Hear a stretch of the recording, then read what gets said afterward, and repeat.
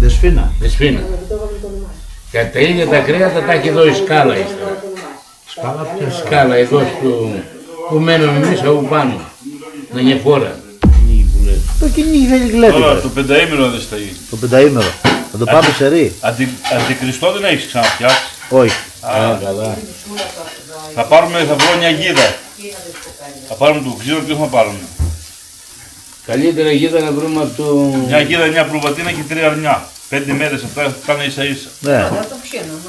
Μια γίδα να πάρουμε από το... Κυνήγι, ψήσιμο, τσίπουρο και δώστο. Και εδώ.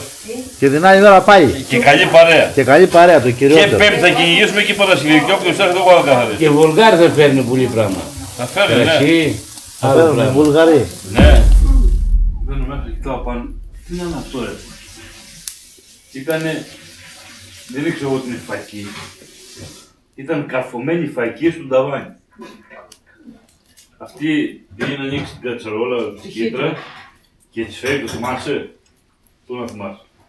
Και ανοίγει το καπάκι, χωρίς να την πήρε το καπάκι θα του σκοτώσει.